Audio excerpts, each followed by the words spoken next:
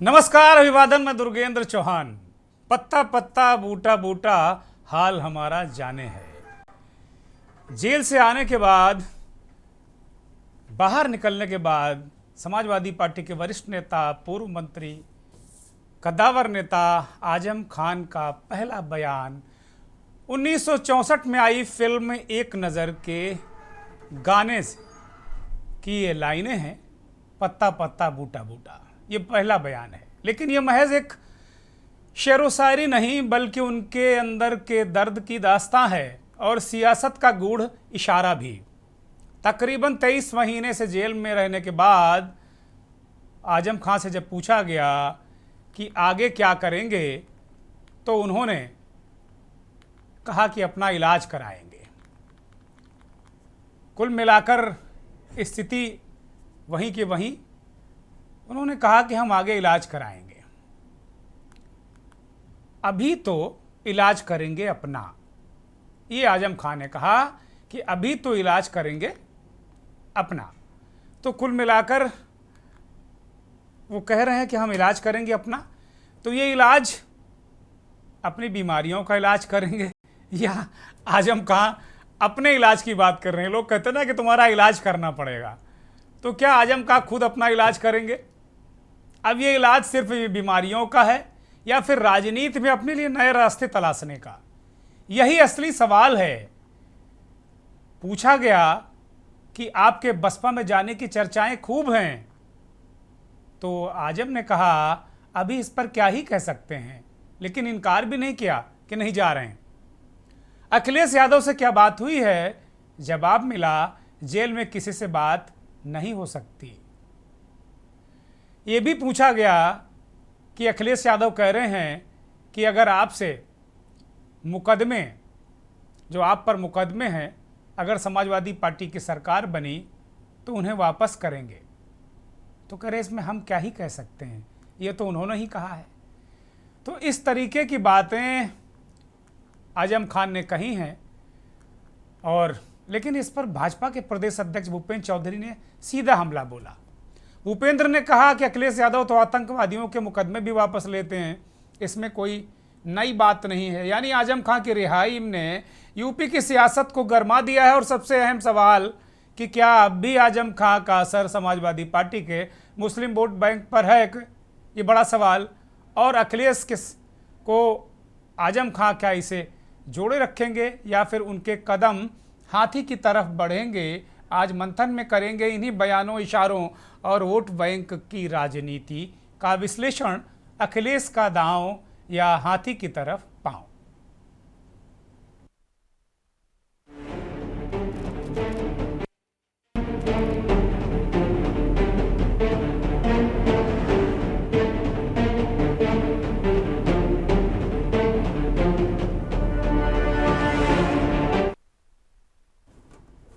वो तस्वीरें दिखाइए जो आजम खान सीतापुर जेल से आज पूर्वांचल छूटे हैं। वो बड़ी महत्वपूर्ण तस्वीरें हैं, रिहाई की ये तस्वीरें हैं। उनके समर्थक वहाँ उन्हें लेने पहुँचे थे, लंबा काफिला था। ये भी खबर आई कि उनके काफिले की गाड़ियों का चालान भी कर दिया गया। 1,49,000 रुपये चालान का भी वसूला गया। ये पूरा जो प्रकरण है ये भी रहा। लेकिन आजम खान का काफिला, बहुत सारे लोग, उनके चाहने वाले बहुत सारे लोग उन्हें लेने के लिए आए थे। और आजम खान लगातार लोगों का अभिवादन स्वीकार कर रहे थे, खुश थे, प्रसन्न थे। और इसी दरमियान पत्रकारों ने उनसे बातचीत की, वो सुनिए।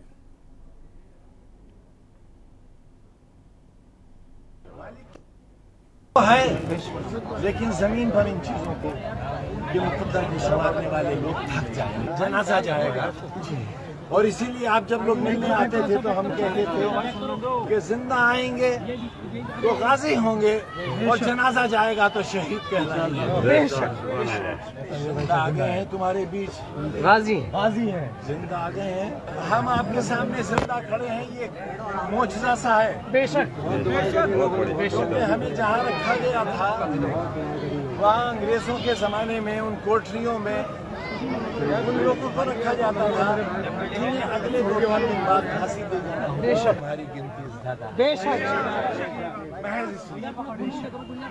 और अगर इस एहसास महसूस नहीं करोगे तो हमारे जैसे न जाने कितने लोग आएंगे और मायूस होकर चले जाएंगे। और तुम्हारी तकदीरों को कोई बनाने वाला मालिक तो है, लेकिन जमीन पर इन चीजों को ये मुकद्दर को संवारने वाले लोग थक जाएंगे। उनका बहुत शुक्रिया, सबका बहुत शुक्रिया, बहुत सी दुआएं उनके लिए। सर अभी भी बहुत सारी स्पेकुलेशन चल रहे थे कि बीएसपी ज्वाइन करने के बाद तमाम स्पेकुलेशन चल रहे थे, इस पर क्या कहना चाहेंगे? देखिए, ये तो वही लोग बताएंगे जो एक्सपेक्टेशन, वो क्या कहा आपने, जो लोग अनुमान लगा रहे हैं वही लोग बता पाएंगे। मैं तो सर अभी अखिलेश यादव ने भी कहा क्योंकि जेल में किसी से मुलाकात नहीं होती थी, फ़ोन करने की भी मुझे इजाज़त नहीं थी, कोई राब्ता हो ही नहीं पाता था किसी से। तो 2 साल ये और 3 साल पहले 5 साल तो मैं बिल्कुल आउट ऑफ टच रहा, जानता ही नहीं बाहर की दुनिया है क्या। काफी कठिन समय आपके साथ, क्योंकि जिस तरह से आपको अलग बिल्कुल रखा गया, कट ऑफ किया गया, क्या लगता है ये पॉलिटिकल वेंडेटा था, एक बदले की राजनीति जिसके चलते? नहीं, देखिए, बदला तो वहाँ होता है जहाँ मैंने किसी के साथ बुरा किया हो। मैंने तो दुश्मनों के साथ भी बहुत अच्छा सलूक किया। पूरी सरकार में कोई ये कह ही नहीं सकते कि मेरे कलम से किसी के साथ नाइंसाफ़ी हुई हो। सर अभी अखिलेश यादव ने कहा कि आपके ऊपर जो भी मुकदमे सरकार बनते ही सब वापस लिए जाएंगे, आपको स्वागत कर रहे हैं। अभी लखनऊ में उन्होंने कहा, मैं क्या कह सकता हूँ, उन्होंने कहा है तो। अभी तक कोई बात हुई फोन पे उनकी, या अभी तो थोड़ी देर हुई है निकले जेल से। पत्ता पत्ता बूटा बूटा हाल हमारा जाने है। अच्छा, एक अनुमान लगाया जा रहा है कि बसपा ज्वाइन करेंगे, इस तरह की अफवाहें पूरे प्रदेश में फैल रही हैं आपको लेकर। अब इस पर अभी कुछ कह तो सकता नहीं मैं। क्या अखिलेश यादव से किसी तरह से कोई बात हो पाई आपकी? जेल से बात नहीं हो पाती है। तो अब सियासत में किस तरह से आजम खान आएंगे? अभी तो इलाज करेंगे, अपना सेहत ठीक करेंगे, उसके बाद सोचेंगे क्या करना है। जहां एक पुरानी जगह पहुंचे वहीं पर उन्हें भी आज ही न्याय मिला है, और हमें उम्मीद है कि आने वाले समय में उनके सभी मुकदमे खत्म होंगे। और समाजवादी सरकार बनने पर जिस तरीके से मुख्यमंत्री जी ने अपने मुकदमे वापस लिए हैं, उन्होंने न केवल अपने मुकदमे वापस लिए हैं बल्कि डिप्टी सीएम के भी मुकदमे वापस लिए हैं, तमाम भाजपाई नेताओं के मुकदमे वापस लिए हैं। समाजवादी सरकार बनने पर जितने भी झूठे मुकदमे लगे हैं आदरणीय मोहम्मद आजम खान साहब पर, वो सब वापस लेने का काम सरकार में होगा। गलत झूठे केसों में सरकार ने फंसाया, लेकिन कोर्ट ने उन्हें जमानत और केसों में राहत दी है। इसके लिए हम कोर्ट का स्वागत करते हैं, सुप्रीम कोर्ट का स्वागत करते हैं, हाई कोर्ट का स्वागत करते हैं। और उनको पूरा झूठे केसों में सैकड़ों केस लगाए थे। निश्चित देखिए, वैसे तो समाजवादी पार्टी पूरी उनकी मदद कर रही है, वो करेगी। ये सब झूठी खबरें हैं। समाजवादी पार्टी पूरी तरह से उनकी मदद कर रही है। धन्यवाद। कई आतंकवादी मुकदमे उनके वापस हो गए, तो आजम खान साहब तो उनके एक पूर्व मंत्री रहे हैं, नेता हैं, तो ये इसमें वो बड़ी बात क्या कह रहे हैं। लेकिन उनकी सरकार आने वाली नहीं है, क्योंकि जो 2012 की सरकार आई थी वो नेताजी मुलायम सिंह जी के नेतृत्व में आई थी, और उसके बाद वो लगातार हार रहे हैं। कई 14 में हारे, खुद मुख्यमंत्री थे, 17 में जो है हारे, 19 में बसपा के साथ आए तो वो हारे, तो लगातार हार रहे हैं। 22 में कहते थे 400 सीट पाएंगे, जनता ने जोगी जी को 38 सालों के बाद कोई मुख्यमंत्री दोबारा बना उत्तर प्रदेश में, तो योगी आदित्यनाथ जी बने, तो इसलिए वो कोई दोबारा चांस उनको नहीं मिलने वाला। नहीं, अभी आप ही लोग के द्वारा कुछ पता चला है कि थोड़ा बीएसपी से नजदीकियां कुछ बढ़ी है, ऐसा आप लोग ही चलाते हैं। राजनीति में कुछ कहा नहीं जा सकता है। जब अखिलेश जी और मायावती जी एक हो सकते हैं, तो आजम खान और मायावती जी एक हो जाते, इसमें कौन बड़ी बात है भाई। सपा और बसपा के यही ना कहा जाता है कि पूर्व और पश्चिम दोनों की आइडियोलॉजी अलग है, दोनों के नेताओं में जो है द्वंद्व चलता था। तो 2019 में दोनों मिलकर चुनाव लड़े, तो हमारे मोदी जी जोगी जी की लहर नहीं रोक पाए। तो आजम खान साहब यदि बसपा में जाते हैं या बसपा आजम खान को लेती है तो कोई बड़ी बात नहीं।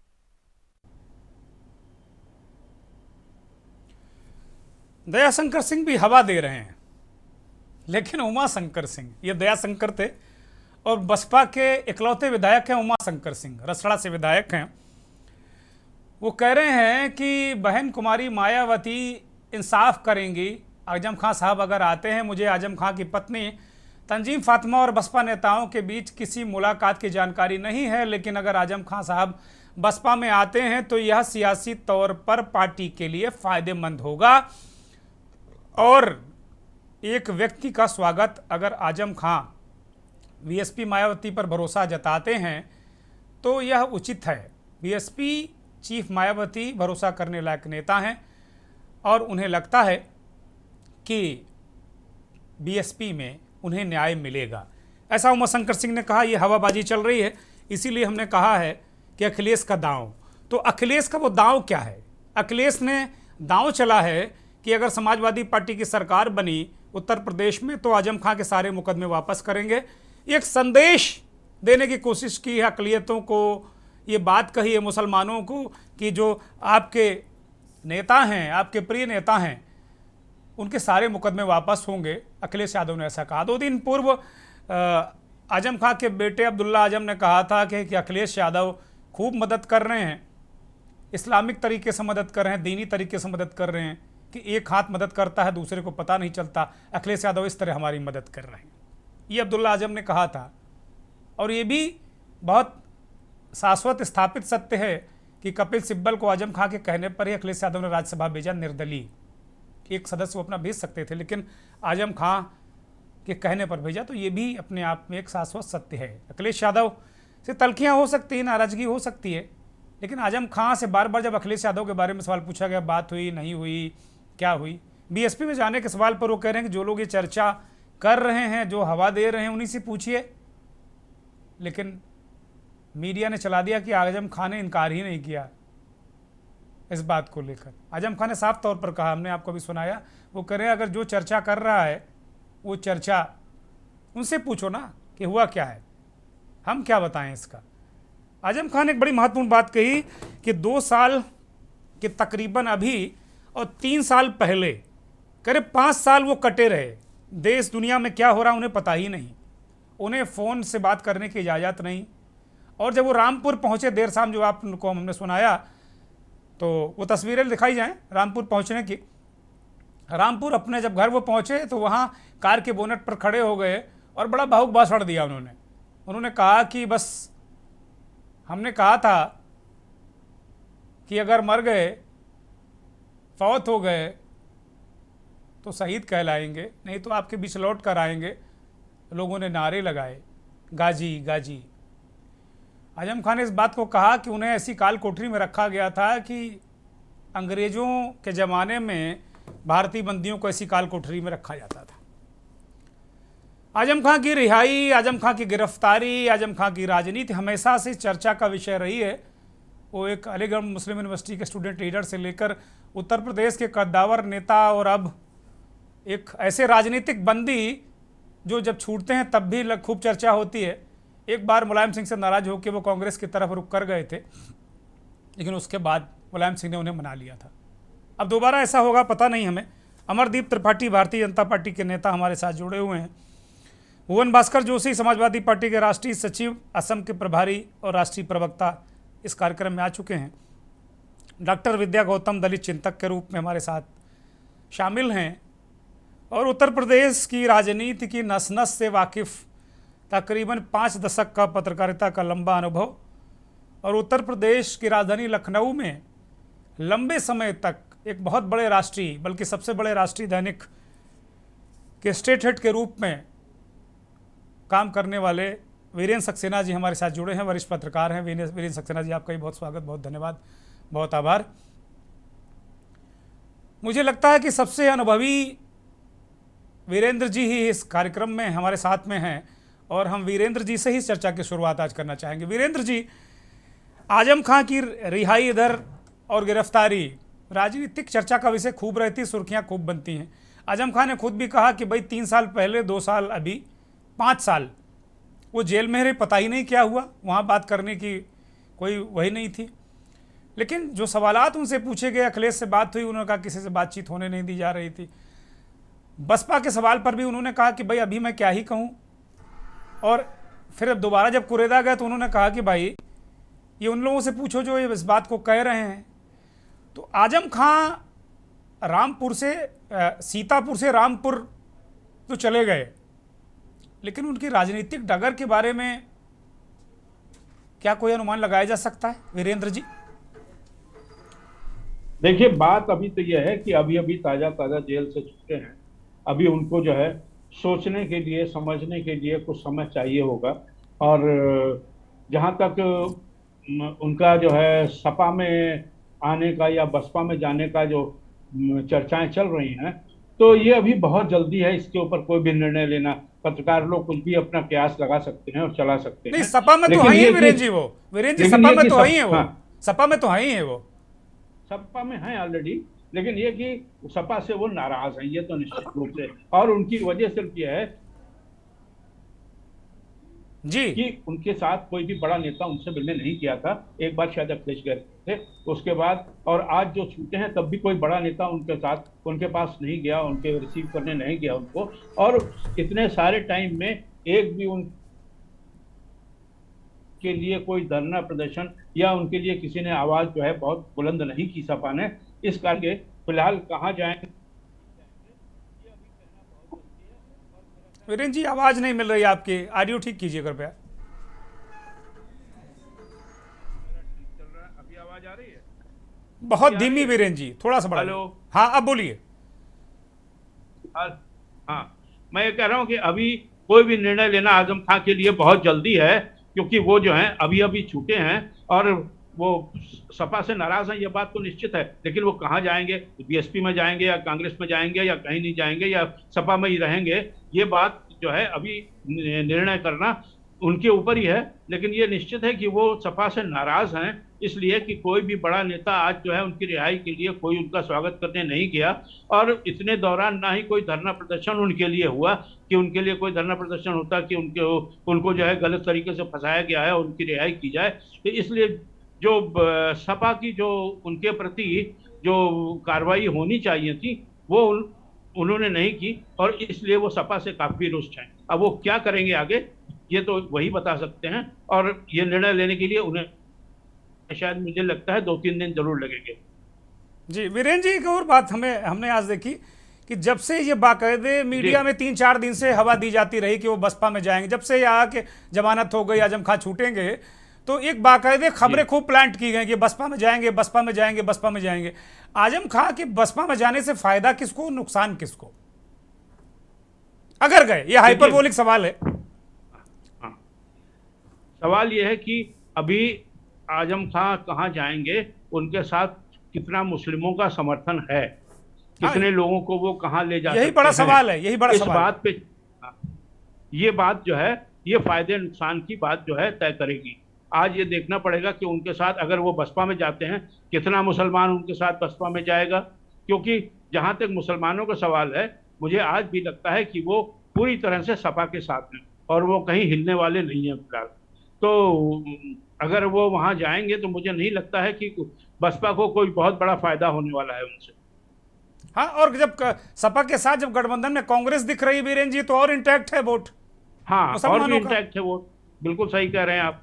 तो ये सारी बातें अभी बहुत जल्दी है इसके ऊपर कुछ भी चर्चा करने के लिए आजम खां 2-3 दिन में जरूर कुछ ना कुछ बताएंगे कि उन्हें क्या करना है। तो अभी देखिए, अब इंतजार कीजिए कि अच्छा एक बात उन्होंने कही वीरेंद्र जी, बड़ी इंटरेस्टिंग बात है। आप तो बहुत पुराने पत्रकार हैं, आपने तमाम मुख्यमंत्रियों को देखा है, तमाम से आपके निजी संबंध रहे हैं। अभी उन्होंने कहा, जब पूछा कि भाई अब आगे क्या करोगे, जो आप कह रहे हैं कि 2-3 दिन लेंगे, तो उन्होंने कहा भाई अभी छूटा हूं और पहले अपना इलाज करूंगा। तो ये अपना इलाज करूंगा या अपना इलाज कराऊंगा, इसको लेकर भी चर्चा है कि भाई अपना इलाज करूंगा, कि भाई अब अपना पॉलिटिकल इलाज में करूंगा या अपना इलाज कराऊंगा। क्योंकि ऐसी कोई बीमारी की खबर नहीं है। अच्छे खासे माशाल्लाह, बिल्कुल अच्छे खासे सुकून में नजर आ रहे हैं वो। ठीक, जेल तो जेल ही होती है, लेकिन चेहरे पर ऐसा कोई बीमारी जैसा मसला नहीं लग रहा। नहीं, वो सही है बिल्कुल कि ऐसा नहीं लग रहा है, लेकिन ये कि इतने दिन जेल में रहने के बाद निश्चित रूप से उनको कुछ मानसिक संतुलन जो है निश्चित वो तौर पे, अब निश्चित तौर पे। संतुलित होने में कुछ समय लेगा। हाँ। तो इसलिए वो समय लेंगे, और जब बिल्कुल संतुलित हो जाएंगे, लोगों से बात करेंगे और विचार विमर्श करने के बाद ही जो है वो पूरे संतुलित रूप से, क्योंकि आजम खां जो है कोई बहुत अनाप शनाप बात कम ही करते हैं, तो वो जो भी बात करेंगे 4-5 रोज में जब भी बात करें तो मुझे लगता है कि वो एक सॉलिड बात करेंगे। हाँ, और रामपुर में उन्होंने कहा, यहाँ तो वो कहते रहे कि ठीक है अभी इलाज करूंगा, लेकिन रामपुर में उन्होंने कहा कि उन्हें जैसे अंग्रेज नहीं बंद करते थे हिंदुस्तानियों को, काल कोठरी में डाल दिया गया जी, था। जी। काल कोठरी में डाल दिया गया था। उन्होंने अपने लोगों के बीच में कहा कि मैं आ गया, जिंदा आ गया, मैंने कहा था जिंदा आऊंगा तो ठीक है, नहीं तो शहीद कहलाऊंगा। इस तरह की बातें उन्होंने की हैं रामपुर में। जी, अब ये तो नेता हैं, इस तरह की भाषण करते ही हैं, लोगों की भावनाओं से खेलते हैं, लोगों की भावनाओं को अपने लिए करने के लिए, अपनी तरफ करने के लिए इस तरह की बातें, भावनात्मक भाषण दिया जाता है, वो उन्होंने भी दिया है, इसमें कोई बात नहीं। लेकिन ये कि निश्चित रूप से अभी कुछ भी कहना बहुत जल्दी है। ठीक है, ठीक है, ठीक है। भुवन भास्कर जोशी की तरफ जाते हैं। जोशी साहब, आप लोगों ने बड़ी ज्यादती की, आजम साहब के खिलाफ इतना बवाल होता रहा, इतना झंझट होता रहा, बार बार जेल आते जाते रहे, पूरा उनका पूरा परिवार, साम्राज्य सब नष्ट हो गया, और आप लोगों ने धरना प्रदर्शन भी नहीं किया। आज कोई नेता उनको रिसीव भी करने नहीं गया, और अखिलेश यादव ने दांव एक और चल दिया कि हमारी सरकार आएगी तो हम मुकदमे वापस ले लेंगे। ये तो साहब जब बाबा मरेंगे तो बैल बिकाएंगे। हाँ हाँ, ये कहावत है, सेंट्रल यूपी में और अवध में कही जाती है। जोशी साहब, इस कहावत को भी शामिल कर लीजिए। देखिए, आज समाजवादियों के लिए दिवाली के त्योहार से कम त्योहार नहीं, क्योंकि माननीय आजम खां साहब समाजवादी पार्टी के संस्थापक सदस्य थे, और जब समाजवादियों का इतिहास लिखा जाएगा तो ये लिखा जाएगा कि आजम खां साहब ने पूरे जीवन संघर्ष करा, और उनके जीवन के संघर्ष से प्रेरणा लेकर समाजवादी पार्टी लगातार आगे बढ़ी है, और उनके जीवन से प्रेरणा लेकर आगे बढ़ी। मैं उनके सपुत्र जो विधायक भी हैं उनके बयान को सुन पा रहा था, अब्दुल्ला साहब से। उन्होंने कहा कि माननीय अखिलेश यादव जी ने उनकी मदद करने का काम करा, लेकिन उसका प्रचार नहीं करा। एक हाथ से दिया तो दूसरे हाथ को पता नहीं चला। ये उनके परिवार का, उनके बेटे का बयान है। और आपने एक विषय दिया कि आपकी पार्टी ने कोई धरना प्रदर्शन नहीं किया, और मुझे ऐसा लगता है, जितना मेरा कानून के क्षेत्र में या पॉलिटिकल साइंस का जितना मुझे अनुभव है, उस आधार पर मैं कह सकता हूँ जब मामला न्यायालय में चलता है तो इस प्रकार की चीजों का औचित्य बनता नहीं। और ये किस तरह के देश और प्रदेश क्या समझ पा रहा है? देश और प्रदेश ये समझ पा रहा है कि उत्तर प्रदेश में एक ऐसी सरकार आई जिन्होंने इतना जुर्म सितम कर दिया, जो 10 बार के सांसद रहे हो, एमएलए रहे हो, कैबिनेट मिनिस्टर रहे हो, उन पर 100 मुकदमे, और मुकदमों का स्तर देखिए। मुझे तो बड़ी हैरानी होती है एज ए लॉ स्टूडेंट जब मैं देखता हूँ मुर्गी चोरी के, बकरी चोरी के, ये क्या स्तर है? आज सरकार कितना गिरेगी जब ये इतिहास इस देश के प्रदेश की सरकार का लिखा जाएगा? जोशी साहब, सरकारों के लिए भी लकीर खींच दी गई है। अब आने वाली सरकारें भी बकरी चोरी, मुर्गी चोरी, पिंजरा चोरी और पता नहीं कौन कौन से चोरी के मुकदमे लिखवाएंगे। अब ऐसा नहीं है, अब एक नजीर बन गया। अब मैं इतना कहना चाहता हूँ, ये विषय को जितनी गंभीरता से हम समझ लेंगे तो एक देश और प्रदेश में एक संदेश चला जाएगा। 10 बार के सांसद, एमएलए, मंत्री, क्या और कितने उनके फॉलोवर, पूरे प्रदेश में उनके फॉलोवर, देश में उनके फॉलोवर, इस तरह के व्यक्ति के राजनीतिक कैरियर के लिए हम लोग इस स्तर तक गिरेंगे? क्या सरकारें ये नजीर पेश करेंगी? जोशी साहब, आज कोई चला जाता जेल तो उनका भी हौसला बढ़ जाता, आजम साहब भी प्रसन्न हो जाते। अगर कोई जेल के बाहर कोई बड़ा नेता चला जाता उनको रिसीव करने, तो क्या दिक्कत थी? इतना कहना चाहता हूँ, हमारे यहाँ कार्यकर्ता कैडर बेस पार्टी है, और हमारे कैडर के कार्यकर्ता नेता बहुत सारे लोग उनको ले लेंगे, और वो काफिला बताने का काफी है। और उस पर भी आज उत्तर प्रदेश की सरकार राजनीति कर गई। एक व्यक्ति जो 5 साल से 2 साल से जेल में है, उनको कार्यकर्ता भावना स्वरूप, वहां के लोग उनके भावना स्वरूप लेने जा रहे थे, लेकिन ये सरकार आज भी उन पर चालान ठोकने का काम करती है। ये बताने को काफी है कि उत्तर प्रदेश में सरकार किस तरह की चल रही है। आज हम समाजवादियों के लिए दिवाली का दिन है, मिठाइयां बांटी गई हैं पूरे प्रदेश में और देश में, और आजम खान साहब के जीवन से एक नई जो मिसाल दी जाएगी कि संघर्ष देखिए किस उम्र तक करते हैं समाजवादी, ये एक नई नजीर उन्होंने भेजने का काम करा है और हम लोग समाजवादी पार्टी के कार्यकर्ता उस दिशा में चलने का काम करें। ठीक बात है, ठीक बात। बड़ी महत्वपूर्ण बात जोशी साहब ने कही है कि वो लगातार आजम साहब के साथ हैं और जब भी समाजवादियों का इतिहास लिखा जाएगा तो स्वर्ण अक्षरों में आजम साहब के संघर्ष को उसमें वर्णित किया जाएगा और जो नए समाजवादी होंगे वो इससे सीखेंगे कि पॉलिटिकल संघर्ष होता क्या है। फिलहाल मैं एक विराम ले रहा हूँ और ब्रेक के बाद इस चर्चा को उस मोड़ पर ले जाएंगे कि वो जो चर्चाएं चल रही हैं बहुजन समाज पार्टी की तरफ वो पांव बढ़ाएंगे क्या, ये बड़ा सवाल। आप देख रहे हैं के न्यूज, खबरों का सारथी।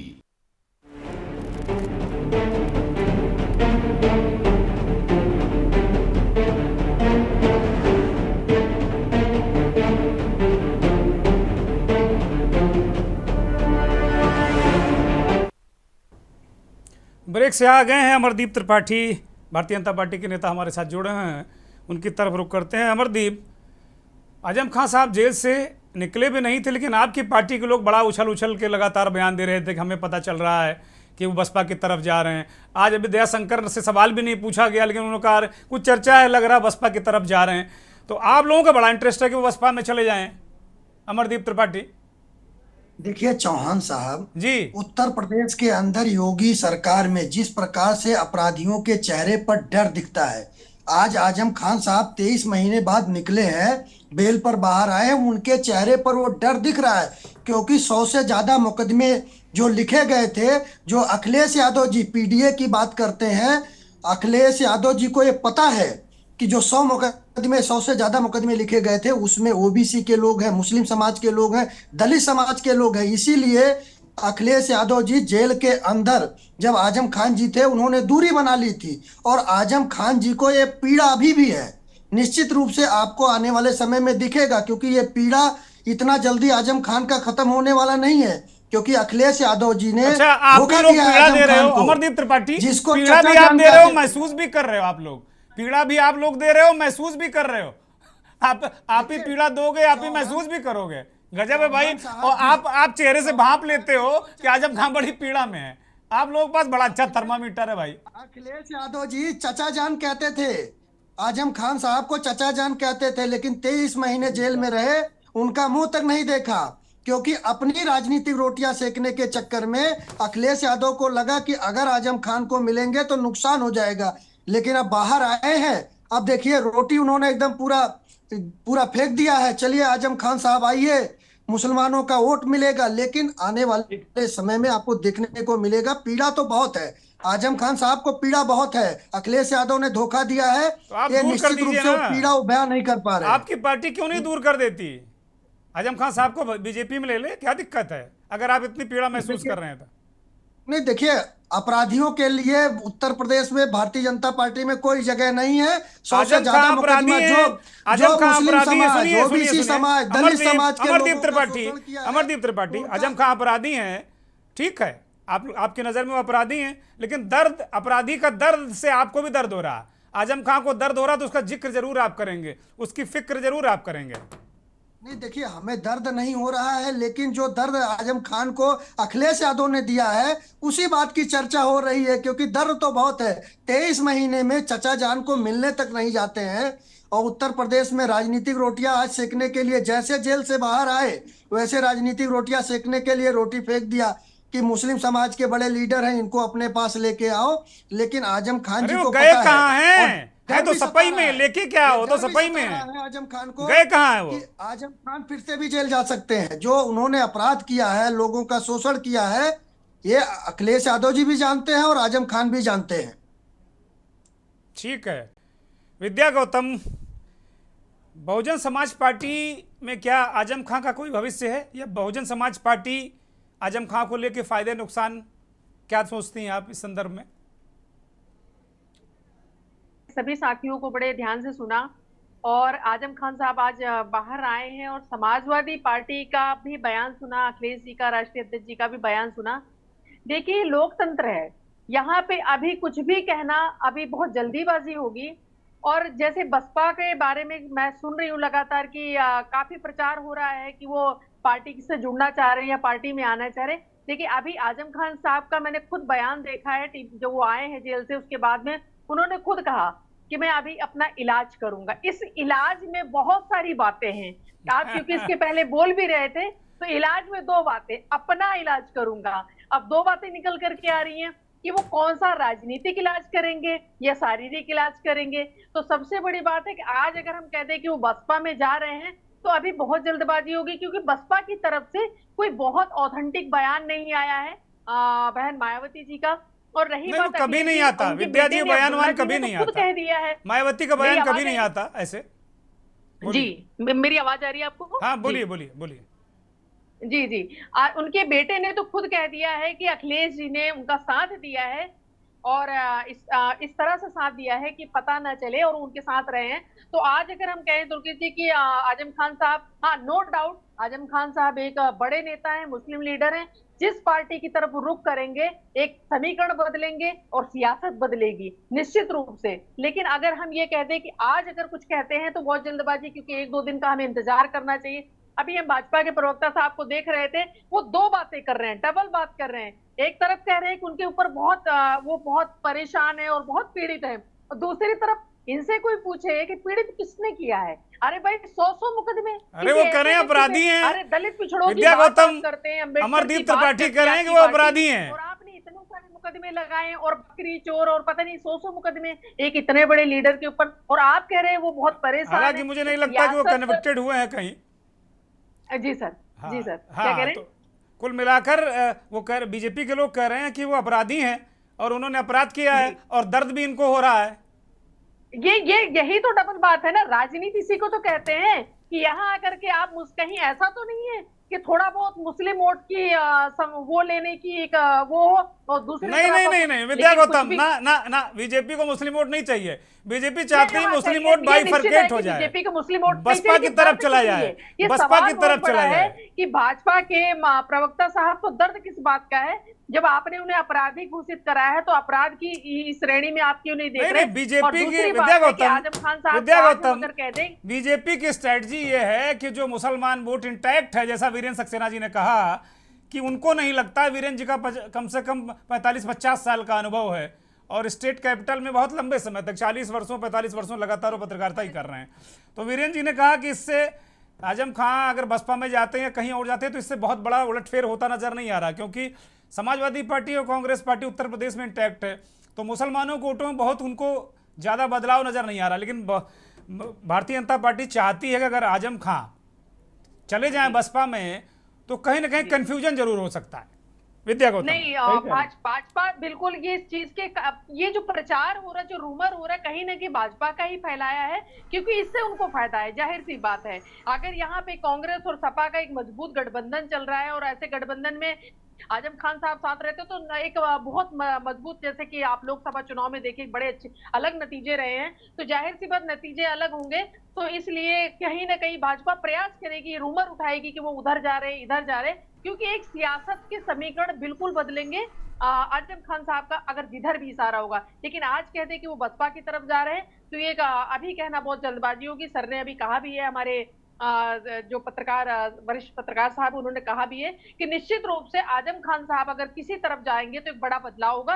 लेकिन आज हम कह दें, हाँ भाजपा को इसमें जरूर फायदा होगा, क्योंकि वो भाजपा चाहेगी कि आजम खान साहब सपा छोड़ के किधर दूसरी तरफ रुख करें, तो जाहिर सी बात है उनको फायदा होगा, तो वो फायदे के हिसाब से अपनी राजनीति को बढ़ाने और बढ़ाने में लगे। ठीक है, भुवन भास्कर जोशी साहब, अखिलेश यादव ने कहा कि उनके मुकदमे वापस होंगे, ठीक उसी तरीके से जैसे मुख्यमंत्री ने अपने मुकदमे वापस लिए, डिप्टी सीएम साहब जो केशव मौर्य हैं उनके भी आपराधिक मुकदमे वापस लिए गए, ठीक उसी तरीके से। इसका कहने का क्या मतलब है? देखिए, जब से आदरणीय योगी जी की सरकार है, समाजवादी पार्टी के नेता और कार्यकर्ता, और निश्चित तौर पे मैं कहना चाहता हूँ आपके चैनल में कि मुसलमान और यादव बहुत ज्यादा टारगेटेड है। और इन पर जो फर्जी मुकदमे हैं वो लगाने का काम योगी सरकार ने करा है। हमारी जिम्मेदारी बनती है कि जिन जिन कार्यकर्ताओं को, जिन जिन लोगों को इस सरकार के द्वारा पीड़ित करा, इसलिए माननीय अखिलेश यादव जी ने बड़ा विजन देने का कहा। उन्होंने कहा पीडीएम में पी मतलब पीड़ित भी है, जो पीड़ित लोग हैं वो हमारे लोग हैं, हमारे लोग हैं, हमारी जिम्मेदारी बनती है। तो निश्चित तौर पर उनके वापस लेने का काम करेंगे। हाँ, ये तो देश और प्रदेश जानता है कि इनके मुख्यमंत्री और उप मुख्यमंत्री इन्होंने अपने वो मुकदमे वापस लिए, ये कोई देश से छुपा नहीं। और एक बात मैं भारतीय जनता पार्टी के प्रवक्ता साथी ने उनसे कहना चाहता हूँ, बहुत जिम्मेदार चैनल में आप बैठे हैं, आपको पता चलना होगा कि आपके जो कैबिनेट के मंत्री है, एमएलए है, एमपी है, उन पर कितने गंभीर आरोप है, कितने मुकदमे हैं, आपको बताना चाहिए पूरे देश और प्रदेश को। और मैं अगर सूची बताऊंगा तो आपको लगेगा कि सारे अपराधी तो आपके यहाँ आगे गंगा जल से धुल के पवित्र हो गए। तो निश्चित तरह की बातें ना करिए। और ये जो फूट डालने की नीति है, जो आपकी आरएसएस से ट्रेनिंग है कि फूट डालिए और शासन करिए, लोगों को बांटिए, धर्म के आधार पर बांटिए, हर तरह से बांटिए उनको, तो ये देश और प्रदेश समझ चुका है। 24 में आपको ठीक ठाक जवाब उत्तर प्रदेश की जनता ने दिया है। आप 80 की बात करने वाले लोग कहाँ पर अटके हुए, देश समझ रहा है 35 ठीक है आप। तो ये जो अहंकार है आपका, जो आपका ये स्वरूप है, लोगों को समझ में आ रहा है। और उस बात को यहाँ की उत्तर प्रदेश की जो महान जनता है वो 24 में भी जवाब दिए, 27 में भी आपको जवाब। जोशी साहब, आजम साहब नाराज क्यों है आप लोगों से? जोशी साहब, मुझे पूरे देश ने उनके बेटे का बयान को सुनने का काम करा। उन्होंने कहा अखिलेश यादव जी नहीं, लेकिन आज आजम खान साहब को भी सुना, जब अखिलेश यादव के बारे में पूछा गया कि अखिलेश जी से कोई बात हुई है, तो उनके चेहरे के भाव जरा देखिए, एक बार जरा दिखा दिया जाए वो तस्वीर भी स्क्रीन पर। वो सवाल कर रहे हैं तो चेहरे के भाव अचानक बदल गए, जिससे कहते हैं ना चेहरे के भाव बदलना। तो वो तस्वीर बड़ी जबरदस्त है। हाँ, ये तस्वीर बड़ी जबरदस्त है। ठीक है, जोशी साहब को लाया जाए स्क्रीन पे। बोलिए जोशी साहब। कि हमें लगता है उन्होंने स्पष्ट कहने का काम करा है कि जब माननीय अखिलेश यादव जी से उनकी बात फोन पर नहीं हुई है, और ये सच उन्होंने कहने का काम करा, क्योंकि जिस प्रकार अंग्रेजों ने भारतीयों को रखने का काम करा, इस प्रकार आज ये जो सरकार है, ये भारतीय जनता पार्टी की सरकार है, ये भी पॉलिटिकल जो इनके विरोधी हैं उनको निपटाने का काम करती है। हेमंत बिस्वा से लेकर कितने लोग अपराधी इनकी पार्टी में आए और गंगा जल से धो के पवित्र करने का काम करा इन्होंने। तो ये देश और प्रदेश इनकी नीयत को समझता है।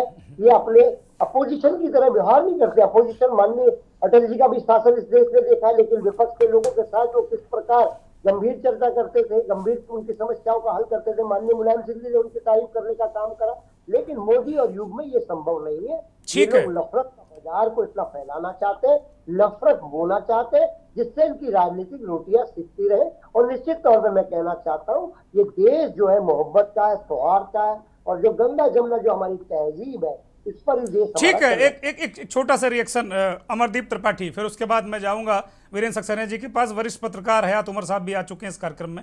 बहुत स्वागत है हयात भाई, बोलिए अमरदीप।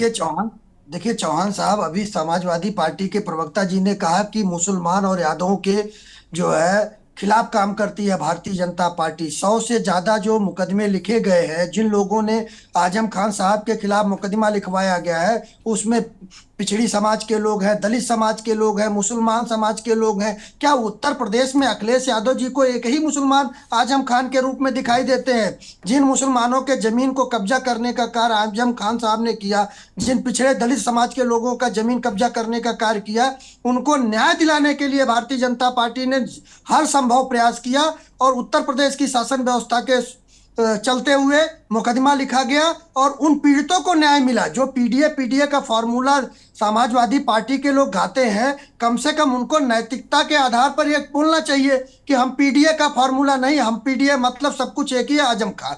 अगर अल्पसंख्यक की बात करेंगे तो आजम खान की बात करेंगे, बताना चाहिए। और उत्तर प्रदेश का मुसलमान हो, यादव हो, पिछड़े हो, दलित हो, सभी समझ रहे हैं कि अखिलेश यादव जी सिर्फ गिने चुने लोगों की राजनीति करते हैं, चाहे वो मुसलमान हो, दलित हो, पिछड़े हो। अमरदीप त्रिपाठी, आपने तो गेयर चेंज कर दिया। अभी अभी आप आजम साहब का जिक्र और फिक्र कर रहे थे, अब अचानक आपने बिल्कुल टॉप गियर लगा दिया। ये दोनों बातें कैसे हो सकती हैं? अभी तो आजम साहब का बड़ा दर्द था आपको कि बहुत उत्पीड़न हुआ उनका, अब अचानक वो बिल्कुल कुख्यात अपराधी आपने बता दिया। चौहान साहब, आजम खान को दर्द तो है, निश्चित रूप से दर्द है उनको अखिलेश यादव जी से, क्योंकि 23 महीने में अखिलेश यादव जी ने एक बार भी अपने चचा जान का सुध नहीं लिया। लेकिन हम लोगों को दर्द है, हमें दर्द है उन 100 से ज्यादा जो लोगों पीड़ित है, जो आजम खान ने उनका शोषण दोहन किया, उनके साथ में भारतीय जनता पार्टी की सरकार खड़ी है। ठीक बात है। वीरेंद्र सक्सेना जी, अगर ये पूरा एक तरीके से समीकरण देखें तो आजम खां की नाराजगी, बहुत सारी चीज़ें, लेकिन जब हम देखते हैं, जब इस तरह की चर्चा आती है कि कपिल सिब्बल को राज्यसभा आजम खां के कहने पर भेजा, अभी मैं आजम खां के घर का एक विजुअल देख रहा तो पता चला पटियाली की विधायक हैं, कोई महिला है, वो उनका स्वागत करने आई, तमाम पश्चिमी उत्तर प्रदेश के विधायक सांसद उनका स्वागत करने वहाँ उनके घर पर आए। तो आजम खां के कहने पर बहुत सारे टिकट मिले, रामपुर का टिकट भी पिछली बार जहां तक कहा गया आजम खां के कहने पर मिला है। तो आजम खां का दबदबा तो अभी भी समाजवादी पार्टी में है, तो फिर ये क्यों प्रचारित किया जा रहा है कि आजम खां साहब बहुत नाराज हैं और बहुत वो कोई कदम उठा सकते हैं? क्या खबर है आपके पास वीरेंद्र जी? देखिए, ऐसा है, आजम खां साहब जो है उनको देखिए डिलेमा उनके पास है कि अगर वो मान लीजिए यहाँ से कहीं जाएं तो कहाँ जा सकते हैं। ये तो बात सही है कि बीजेपी जो है इस बात की अफवाह उड़ा रही है कि वो बीएसपी में जाएंगे, बीएसपी में जाएंगे, एक हवा बना रही है, लेकिन मुझे नहीं लगता कि वो बीएसपी में जाकर के कुछ अपनी कोई बहुत बड़ी साख बना पाएंगे।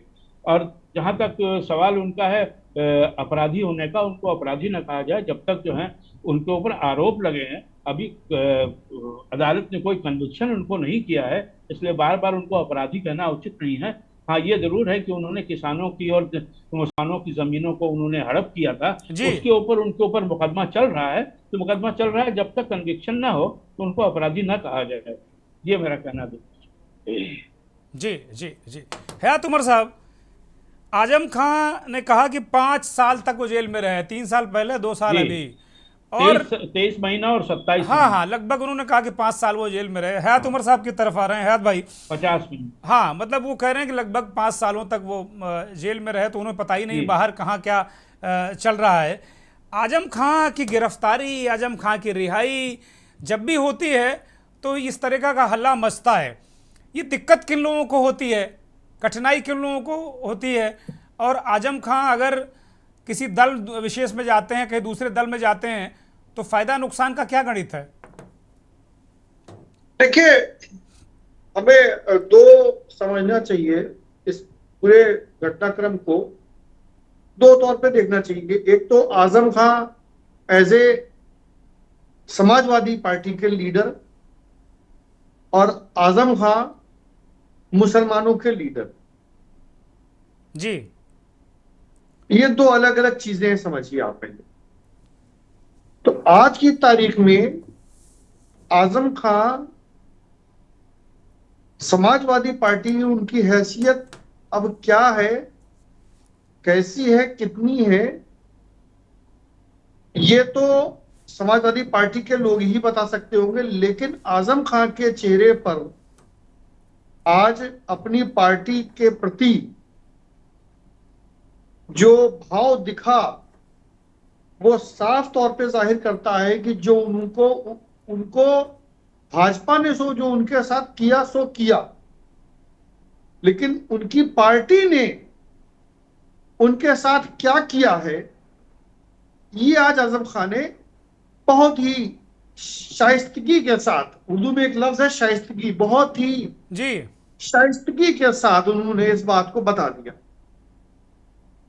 और जैसा उनकी कि मैं उनको बहुत पुराना से जानता हूं, परिचित हूं, जैसा कि उनकी हमेशा से एक बात करने का एक टोन रहा है, वो कभी जो किसी भी बात को जो कहते हैं उसमें एक हल्का सा ताना होता है, हल्का सा टॉन्ट होता है।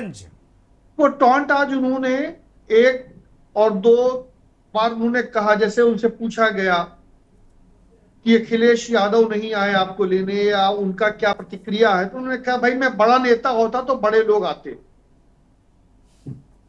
मैं छोटा नेता हूं, छोटा कार्यकर्ता हूं, छोटे हालांकि शिवपाल जी पहुंचे थे, ऐसा नहीं है, दूसरे समाजवादी पार्टी के दूसरे भी विधायक सांसद भी पहुंचे थे, शिवपाल यादव भी कार्यकर्ता छोटे काफी नेता थे। नहीं है, शिवपाल यादव भी बहुत बड़े नेता है। एक टीस उनके मन में है, उनके मन में टीस है कि हमारे साथ हमारी पार्टी खुल करके नहीं खड़ी हुई। आज अगर ये कोई भाजपा का नेता इस तरह से उसे जमानत मिली होती तो आज शायद पूरी पार्टी सीतापुर में होती, लेकिन सत्ता को गए हुए अब ये 8 साल तकरीबन हो रहे हैं। समाजवादी पार्टी में भी काफी बदलाव आ चुका है और प्रदेश की राजनीति में भी बहुत कुछ बदल चुका है। अब आजम खान का दूसरा पहलू है कि एज ए मुस्लिम लीडर, तो क्या आजम खान आज भी मुसलमानों के लीडर हैं जी? इस सवाल का जवाब अब भविष्य के गर्त में है, क्योंकि 2 साल 3 साल जनता की सहानुभूति तो है उनके साथ, इसमें कोई दो राय नहीं है। मुस्लिमों की और मुस्लिमों के अलावा गैर मुस्लिमों को भी उनका एक अपना वोटर बेस है, उनका एक अपना प्रशंसक वर्ग है, उनके एक अपने फॉलोअर वर्ग है, उनकी सहानुभूति और ज्यादातर लोगों की सहानुभूति, जो लोग आजम खान को जानते हैं या वो जानते हैं या जो लोग ये मानते हैं कि उनके प्रति दुर्भावना के चलते मुकदमे लादे गए, दुर्भावना के चलते भाजपा ने उनको जेल भेजा, जो लोग ऐसा मानते हैं उनकी सहानुभूति आजम खान के साथ है, नो डाउट है। लेकिन ये सहानुभूति क्या वोटर के तौर पे भी उनके साथ रहेगी, ये अब समय बताएगा। बहुत सीधी सी बात है कि आज की तारीख में सभी वर्गों के, सभी धर्मों के, सभी जातियों के वोटर बहुत जागरूक हो चुके और वो ये अच्छे से समझते हैं कि हमें अपना वोट कहां देना है, नेता को देना है, पार्टी को देना है, किसी मुद्दे पर देना है या फिर किसी एजेंडे पर देना है। तो इसमें कोई दो राय नहीं है कि आज तारीख में चाहे वो यादव हो, चाहे मुसलमान हो, चाहे वो कुर्मी हो, चाहे ब्राह्मण हो, चाहे ठाकुर हो, वो किसी ना किसी मुद्दे की वजह से, किसी ना किसी व्यक्ति की वजह से किसी पार्टी से जुड़े हुए हैं। अब भविष्य में अगला आगे आने चुनाव में पीडीए के फार्मूले पर मुसलमान एकजुट रहेगा समाजवादी पार्टी और कांग्रेस के साथ। पता नहीं कितना दलित आनंद के आने के बाद, आकाश आनंद के आने के बाद कितना दलित वापस भाजपा से बसपा में जाएगा, पता नहीं। तो ये सब चीजें तो अभी बहुत जल्दबाजी है कुछ पहना, लेकिन इसमें कोई दो राय नहीं है कि आजम खान अपनी पार्टी से नाराज भले ही ना हो लेकिन खुश भी नहीं। हयात साहब, ये बसपा में जाने वाला क्या ये सुर्रा चल रहा है? देखिए ये तो अभी शोशेबाजी है और हमें लगता है कि इन्होंने, आजम खान ने भी शोशेबाजी को आज थोड़ा ये कह के हवा दे दी।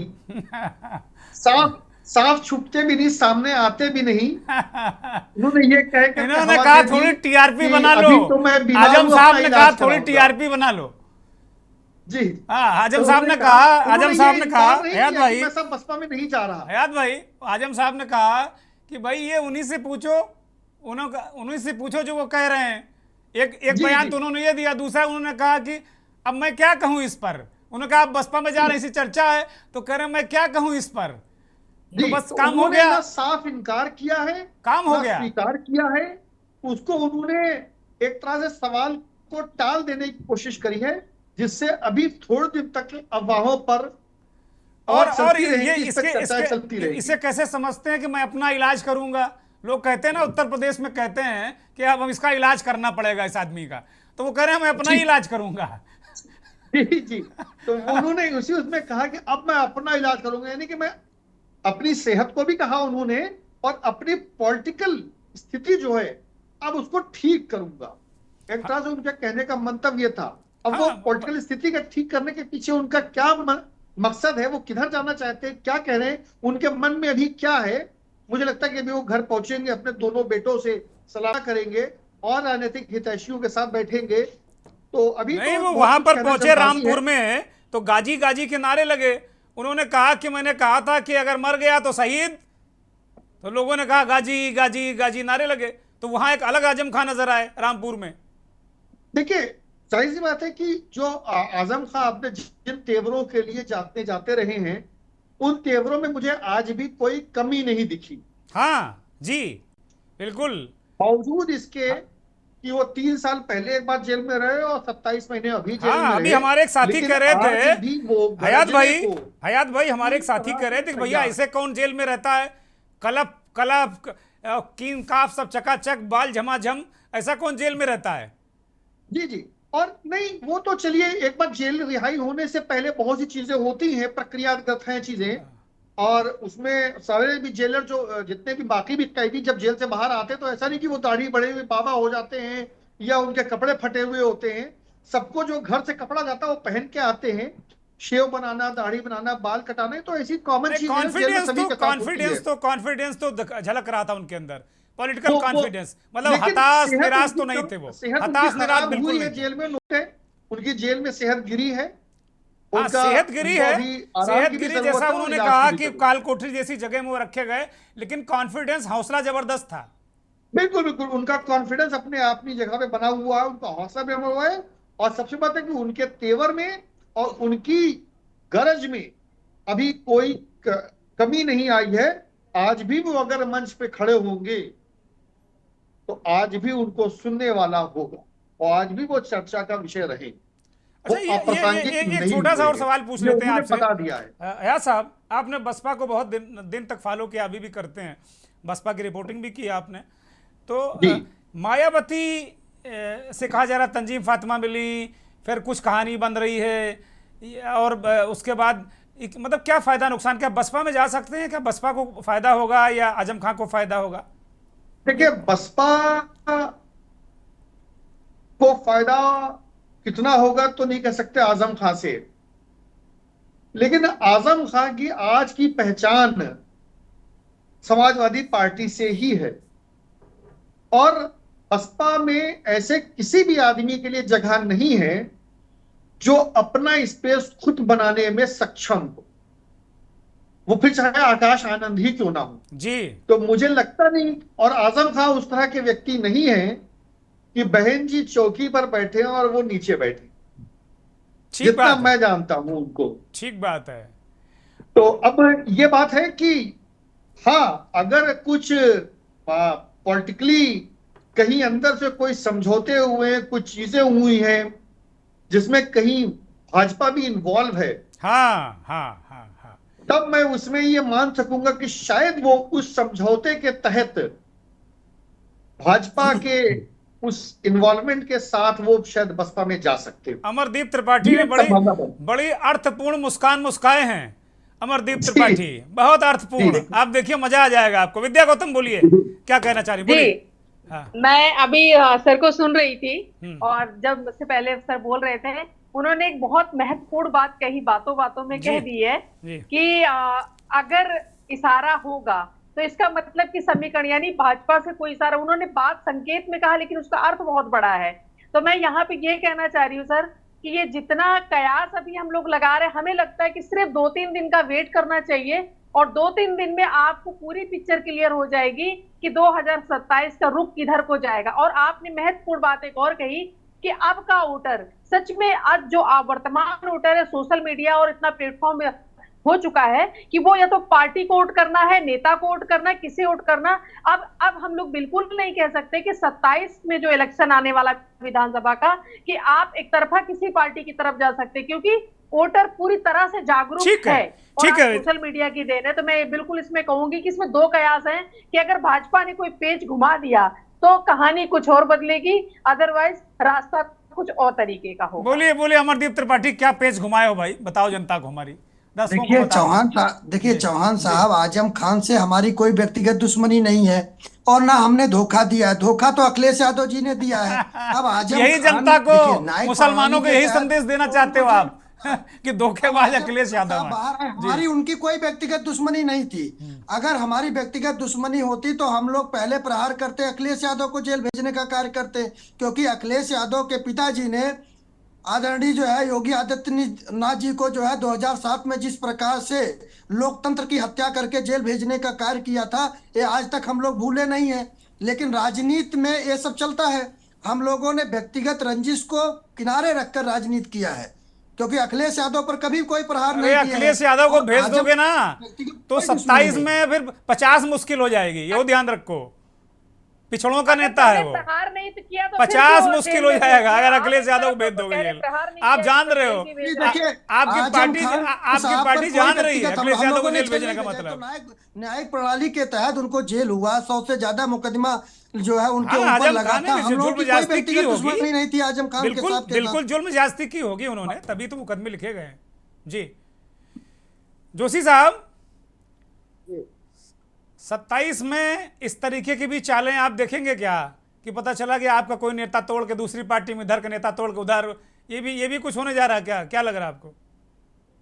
देखिए 2027 का सेमीफाइनल 2024 का उसने उत्तर प्रदेश की एक गाथा लिख दी है। अब केवल परिणाम का हमें इंतजार है।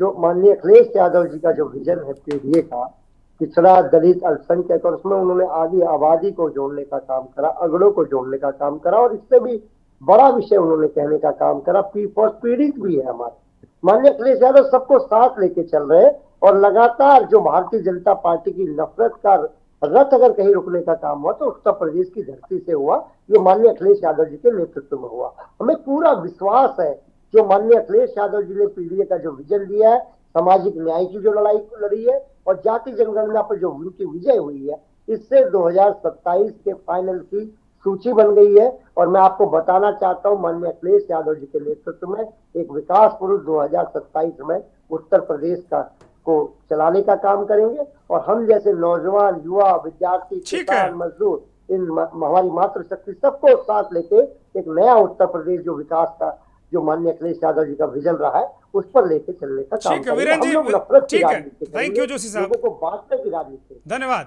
वीरेंद्र जी। एक अंतिम टिप्पणी इस कार्यक्रम की कि उत्तर प्रदेश की जो राजनीति है वो इस तरीके की चीजें और देखने को मिलेंगी, ये शुरुआत है। किस तरह की चीजें? दल बदल, इधर को उधर, तोड़ फोड़, अभी जैसे जैसे करीब आएगा। अब देखिए ये तो 2027 में चुनाव है, इससे पहले कौन किधर जाएगा ये तो अभी कहना मुश्किल है। लेकिन एक बात ये मैं कहना चाह रहा हूँ कि अगर आजम खान सपा के साथ रहते हैं तो ये निश्चित है कि फिर मुस्लिम वोट जो है बिल्कुल इंटैक्ट रहेगा। लेकिन इसका परिणाम जो है ध्रुवीकरण पर होगा कि जितना मुस्लिम उधर जाएगा उतना ही जो है दूसरे समुदाय के लोग जो हैं दूसरी तरफ जुड़ेंगे। और अभी भी जो है आज भी जो है सपा की एक छवि जिस तरह से अखिलेश जी काम कर रहे हैं, एक जो है मुस्लिम की तरफ झुकाव की छवि बनी है उनकी, जिससे जो है दूसरे समुदाय के लोग उनसे जो है जोड़ने से कुछ दूरी बनाना चाहते हैं। तो ये देखना है कि अगर ये उधर जाते हैं तो ध्रुवीकरण जो है वो होगा, और ध्रुवीकरण का जो है परिणाम क्या होगा ये तो जो है चुनाव बताएगा। बहुत शुक्रिया, बहुत धन्यवाद अमरदीप त्रिपाठी, वीरेंद्र सक्सेना जी, हयात उमर, विद्या गौतम, भुवन भास्कर जोशी साहब, तमाम दर्शकों का आभार जिन्होंने इस कार्यक्रम को बहुत ध्यान से सुना। राजनीति है, आजम खां जब जेल से बाहर आते हैं तब भी चर्चा होती, जाते हैं तब भी चर्चा होती, कुछ बोलते हैं तब भी चर्चा होती, नहीं बोलते हैं तब भी चर्चा होती। देखते हैं कि वो समाजवादी पार्टी के साथी बने रहते हैं, कोई राजनीतिक निर्णय लेते हैं। लेकिन बड़ी महत्वपूर्ण बात कही हयात उमर ने भी, वीरेंद्र सक्सेना जी ने भी, कि आजम खां की हैसियत समाजवादी पार्टी में एक उनकी पहचान है, समाजवादी पार्टी उनकी पहचान है। और क्या बहुजन समाज पार्टी में आजम खां नीचे स्टूल पर बैठेंगे, ज़मीन पर बैठेंगे, ये बड़ा सवाल है। लेकिन अगर ये भी संभावना कि अगर कोई डील हुई अंदर से तो कुछ भी हो सकता है, वो जा सकते हैं। नमस्कार।